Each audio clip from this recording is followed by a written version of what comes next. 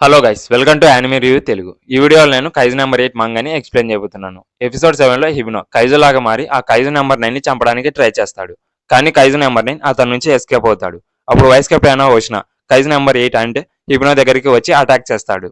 హిబినో ఓషినా attacks నుంచి escape అయ్యి ఓషినా skills ని ఫాస్ట్ గా ఉండడం చూసి షాక్ అయ్యి ముందు చాప్టర్ లో ఓషినా హిబినోతో కైజు స్మాల్ గా ఉంటే నాదే అప్పర్ హ్యాండ్, నేనే గెలుస్తానని చెప్పిన మాటలు గుర్తుకొస్తాయి. అతను జోక్ చేస్తున్నాడని అనుకుంటాడు. కానీ అతను చెప్పింది నిజమే. ఓషినా కైజుని చంపేటప్పుడు చూడడం ఇదే ఫస్ట్ టైం. చూసి ఇలా ఉంటాడా అని హిబినో అనుకుంటాడు.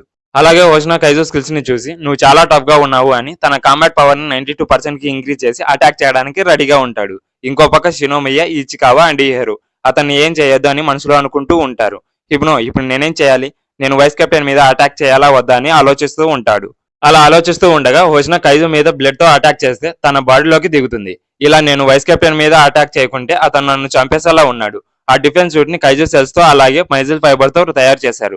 ఎంత ఎక్కువ కాంబాట్ పవర్ ని రిలీజ్ చేస్తావో ఆ సూట్ లో ఉన్న కాంపోనెంట్స్ వల్ల దానికన్నా ఎక్కువ పవర్ ని రిలీజ్ చేస్తుంది. నేను ఫస్ట్ టైం షినోమియాని ఫైట్ లో చూసి షాక్ అయ్యి నేను నమ్మలేకపోయాను అని అనుకుంటూ ఉండగా ఓషినా కైజు పైన అటాక్ చేస్తే దాని నుంచి ఎస్కేప్ అయ్యి తన మూమెంట్స్ చూసి చాలా ఫాస్ట్ గా అటాక్ చేస్తున్నాడు.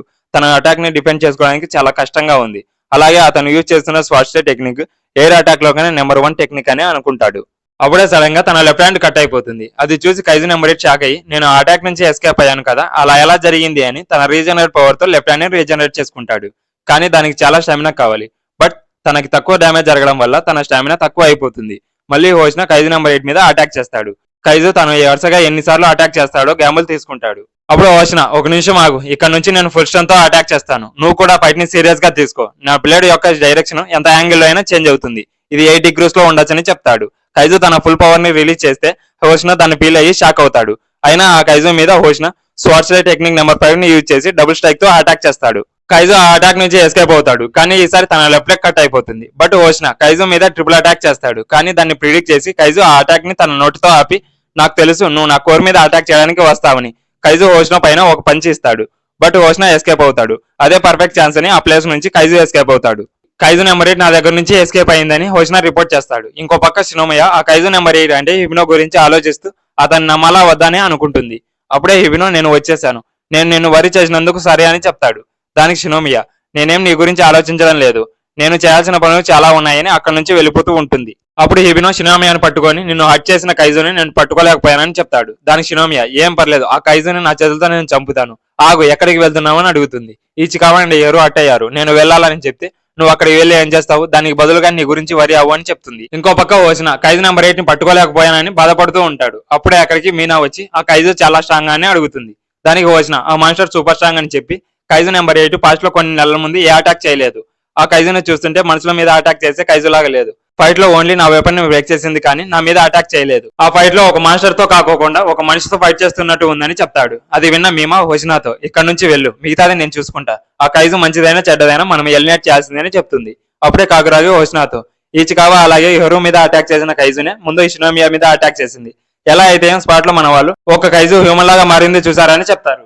అది విని షాక్ అవుతారు. ఆ నెక్స్ట్ డే ఓషినా ఆ హ్యూమన్ లాగా మారిన కైజు కోసం వాళ్ళ స్క్వాడ్ దగ్గరికి వెళ్లి ఇన్వెస్టిగేషన్ చేసి అతని ఫోటోని సంపాదిస్తారు. ఒక మాన్స్టర్ హ్యూమన్ లాగా మారే అతనికి ప్రాపర్ డీటెయిల్స్ చూసి స్ట్రేంజ్ గా ఉందని అనుకుంటాడు. ఇంకో పక్క ఆ హ్యూమన్ ని ఒక రోడ్డు పైన చూస్తాము. అప్పుడే ఒక కారు ఆపి రోడ్డు మధ్యలో ఏం చేస్తున్నావు, నీకు వినిపిస్తుందా, తొందరగా సైడ్ కు తప్పుకో అని అంటాడు. ఆ హ్యూమన్ అతని ఫేస్ ని చేంజ్ చేసుకుంటే బాగుండు అని ఆలోచిస్తూ ఉంటాడు. అప్పుడు కారులో వచ్చిన అతను నా కారును చూస్తూ ఏం చేస్తున్నావు అని అడుగుతాడు. కైజు లాగా మారి అతని బాడీలోకి వెళ్లి అక్కడ నుంచి కారులో వెళ్తూ నేను ఆ కైజు నెంబర్ 8 ని ఎలా చంపాలని అనుకుంటూ ఉంటాడు. కారులో రేడియోలో అతని గురించి న్యూస్ వస్తుంది. అతని పేరు కాంజీ నాగమినే, 34 years old, అతని కోడ్ నేమ్ కైజు నెంబర్ 9 అని వస్తుంది. అది విని మళ్ళీ నేను ఈ బాడీని తీసుకునేంత వరకు అజ్ఞాతవాసంలో ఉండాలని అనుకుంటాడు.